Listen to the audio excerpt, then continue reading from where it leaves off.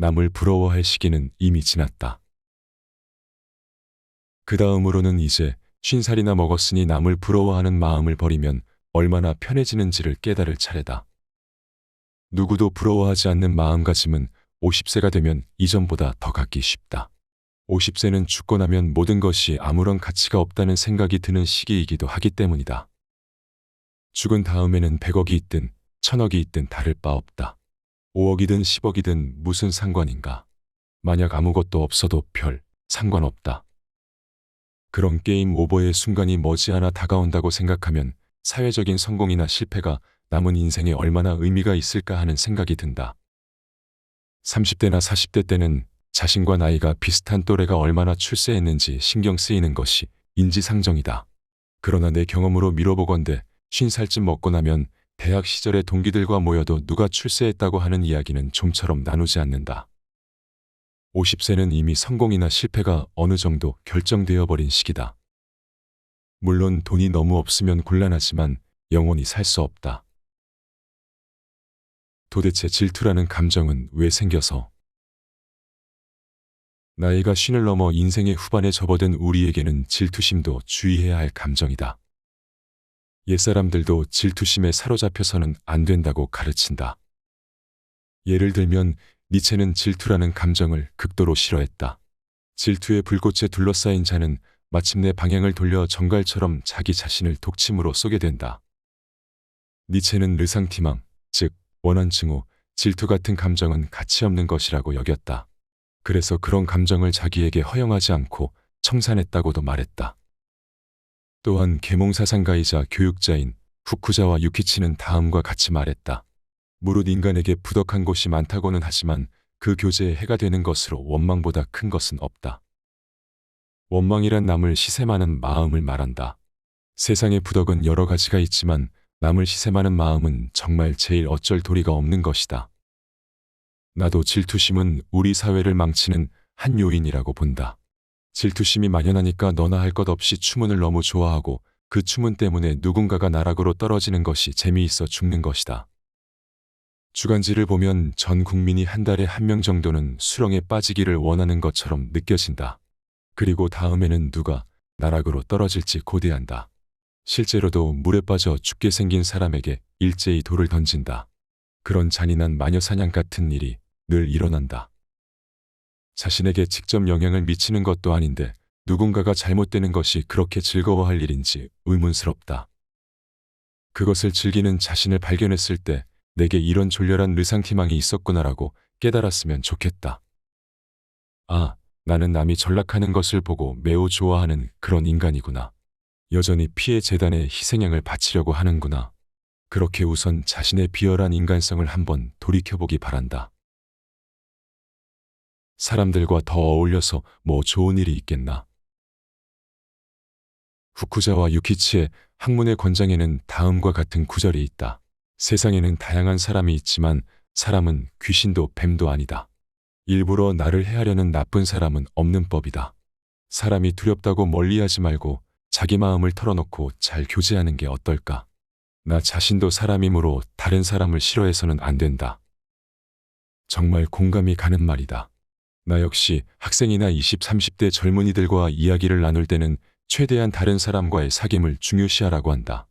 하지만 50년이 넘게 살다 보면 인간들이란 하나같이 성가신 존재야 좌우지간 제대로 된 사람이 없다니까 하고 느끼는 일도 종종 있다.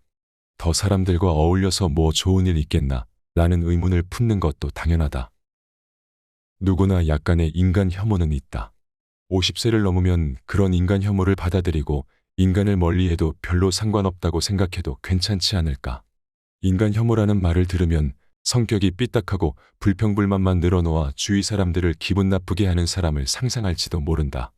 기분 나쁜 것보다 기분 좋은 편이 나은 것은 당연하다. 최근에 내가 출간한 기분 나쁨은 죄다에 적은 것처럼 나 자신도 기분 나쁨은 사회에 나쁜 영향을 미친다고 생각한다. 그러나 인간 혐오와 기분 나쁨이 반드시 같은 것은 아니다. 인간 혐오도 성숙의 한 형태인지도 모른다. 젊었을 때는 먹고 살려고 무리해서라도 사회에 적응하고 사람들과 어울려야 할 때가 있다. 그러나 50세가 넘으면 이미 어느 정도 사회에 적응해온 결과로 지금의 모습이 있다. 그 경험이 있으니까 이제 사람들과 굳이 어울리지 않고 지나쳐버려도 된다. 만일 내 안에 인간 혐오의 기질이 있다면 중년이 되었을 때 그것을 언짢아 하지 않는 마음으로 바꾸어 나가는 것은 절대 나쁜 것이 아니다. 일단 내일인지 남일인지부터 따져보자.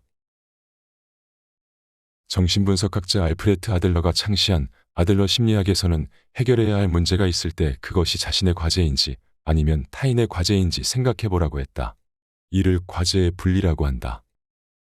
얼핏 냉정하게 들리겠지만 자신의 고민은 결국 자기 스스로 해결해야 한다. 만일 정신과 의사나 전문 상담원이 환자 또는 상담자의 고민을 전부 받아들이면 자신이 병들고 만다. 물론 그렇게 되지 않도록 그들은 직업적인 훈련을 받고 있어서 잘 대처할 수 있다. 하지만 우리는 가족의 문제든 친구의 문제든 자신이 아닌 타인의 문제까지 자기가 떠안을 때가 있다. 아들러는 이때 그것은 그 사람의 과제이지 나 자신의 과제는 아니라고 생각해야 한다 라고 주장한다. 너무 당연해서 별것 아닌 것처럼 들릴 수도 있지만 실제로 이렇게 생각해보면 마음을 정리하기 쉽다. 달리 말하자면 다른 사람의 성공이나 실패는 그 사람의 문제지 내 성공이나 실패와는 상관없어 라고 할 수 있다.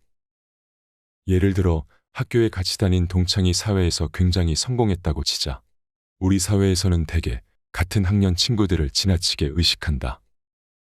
사회에 나가서도 입사 동기끼리 서로 먼저 출세하고자 경쟁하기를 강요받지 않는가. 그런 환경 속에서 누군가의 성공을 시샘하는 것은 어쩔 수 없는 심리인지도 모른다. 젊을 때부터 자신을 타인과 비교하지 않는 것을 신조로 삼는다면 바람직하겠지만 안타깝게도 우리 사회에는 늘 경쟁하는 습관이 몸에 밴 사람이 더 많다. 그때 누군가가 출세한 것은 자신이 때를 만나지 못해 출세하지 못한 것과 전혀 상관없는 일이고 남의 행불행은 자기 문제가 아니라고 선을 그으면 질투심에서도 벗어날 수 있다. 이런 사고방식은 50세가 넘어서부터 더 받아들이기 쉽다. 왜냐하면 이때부터는 죽음이 현실적으로 다가오기 시작하기 때문이다. 성공해서 부자가 되든 실패해서 빚더미에 앉아있든 죽으면 그것으로 게임 오버다. 수백억을 가지고 있어도 저 세상까지 짊어지고 갈 수는 없다. 그렇게 생각하면 너무 아등바등 살 필요도 없다. 내 손으로 책을 버리게 될 줄이야. 불교에서는 집착을 버려라 라는 말을 많이 한다. 집착을 버리는 경지에 이르러야 비로소 자애가 존재한다고 한다. 젊었을 때는 아무리 그래도 좀처럼 집착을 버릴 수 없어 라고 생각한다. 하지만 50세가 되어보니 집착을 버린다는 게 이런 것이었구나 라고 깨달을 때가 있다. 나는 나이가 50이 넘고 나서야 가지고 있던 책을 버릴 수 있었다. 지금까지 수천 권은 넘는 책을 처분했다. 물론 중요한 책은 남겨두었지만 20, 30대 때는 내가 책을 버릴 수 있으리라고는 꿈에도 생각지 못했다. 그때는 책을 버리는 사람의 마음을 이해할 수 없었고 나는 절대 책을 버리지 않겠다고 다짐했었다. 그런데 이렇게 기분 좋게 책을 처분했다는 것이 내가 봐도 놀랍기만 하다. 이유는 역시 50세를 넘으면서 앞을 내다보기 시작했기 때문일 것이다. 이제부터 하고 싶은 일의 질과 양을 생각해보면 뭐가 필요한지는 스스로 알 수 있다. 사놓고 10년 동안 읽지 않은 책은 앞으로도 읽을 가능성이 있다고 보기 어렵다. 집착의 끈을 놓아버리면 새로운 평안이 찾아온다. 믿어도 된다.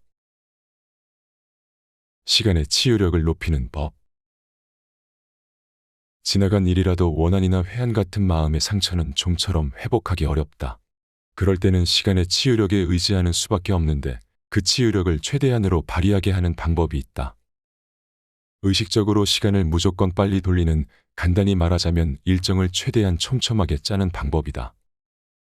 여행을 떠나는 것이 가장 좋다. 하지만 그것이 여의치 않다면 영화를 계속해서 본다든지 사람을 많이 만난다든지 하는 것도 방법이다.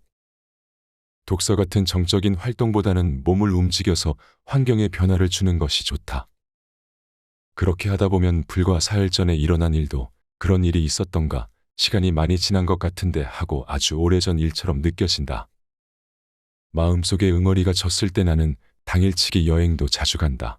그렇게 강행군을 하다 보면 바로 어제 일도 일주일 전 일처럼 아득히 느껴진다. 아니면 좀 특별한 식사를 해보면 어떨까? 가령 몸 상태나 기분이 좋지 않을 때 지금은 장어를 먹고 몸보신하는 수밖에 없어 라며 자신을 위해 소박한 사치를 누려본다.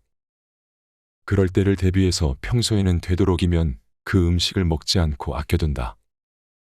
나는 텔레비전에서 스포츠를 관람할 때도 완전히 집중해서 본다.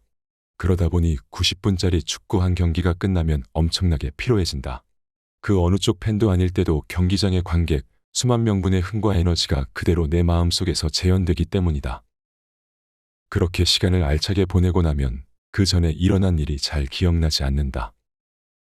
기억이 흐려지는 것은 아니지만 한번 감정의 큰 파도가 지나갔기에 그 이전의 일이 멀게 느껴지고 현실감이 없어지는 것이다. 어떤 이별의 아픔도 영원히 계속되지는 않더라. 생의 반려자와 사별하는 일은 헤아릴 수 없는 고통을 안겨준다.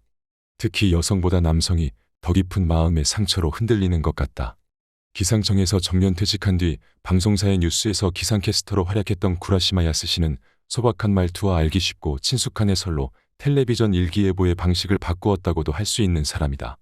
구라시마는 오랜 세월 동고동락하던 부인을 갑자기 암으로 잃고 그 충격으로 우울증에 걸리고 만다.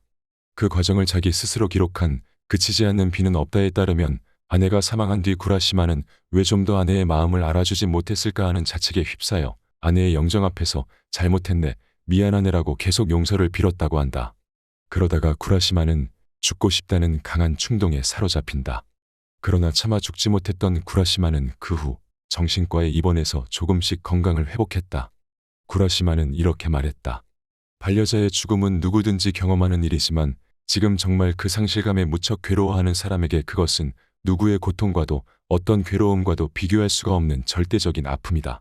구라시마는 그 고통이 영원히 계속되지 않을까 두려웠을 것이다. 시간이 해결해 줄 거네라며 위로해 주는 지인도 있었지만 어떤 말도 그때의 나에게는 헛되이 들렸다. 세상에는 물론 시간이 해결해 주는 슬픔도 있다. 그러나 내 슬픔은 시간이 낫게 해줄 수 있는 것이 아니다. 더 특별하고 더 아프다. 절대 치유되지 않는 아픔이므로. 그러나 라며 구라시마는 덧붙였다. 그러나 역시 시간은 여러 가지를 해결해 주는 법이다. 어두운 터널을 빠져나온 구라시마는 그 뒤 봄날 같은 나날을 보낼 수 있었다. 구라시마는 2017년에 93세를 일기로 세상을 떠났다. 오늘 소개해드린 내용은 사이토 다카시가 저서한 50부터는 인생관을 바꿔야 산다에서 가져왔습니다. 50대는 몸과 마음, 사람과의 관계 내지는 사회적 지위에서 큰 변화가 발생하기에 작가는 밀물처럼 쏟아지는 인생의 큰 변화 앞에서 인생관을 몽땅 바꾸라고 조언합니다. 큰 꿈을 갖는 것은 접어두고 폭넓은 인간관계를 가지느라 애쓰지 말며 자존심도 몽땅 버리라고 주장하지요. 이제부터는 정말 고독하고 본인의 삶을 살 것을 각오하고 자신의 행복과 재미만을 위해 살라고 합니다. 인생의 대변화기인 50세부터는 추구해왔던 인생의 목적이나 정립해왔던 가치관의 기준이 흔들릴 수 있기에 위기처럼 느껴질 수 있습니다. 이전처럼 경쟁에서 이기기 위해 전력 투구했던 20, 30대의 사고방식으로는 해결할 수 없습니다. 자존심을 버리고 적당히 타협도 할 줄 알아야 하며 이룰 수 없는 꿈은 잠시 물러나 위기관리를 하며 주변의 인간관계도 재정비해야 합니다. 가장 중요한 것은 나를 위해서라도 50부터는 다른 인생관으로 바꿔야 살 수 있다고 하지요. 50대를 준비하거나 지나온 사람들에게 실질적인 지침을 제공해 줍니다. 자, 50대 구독자 여러분은 이 작가에게 동의하십니까? 동의하십니까?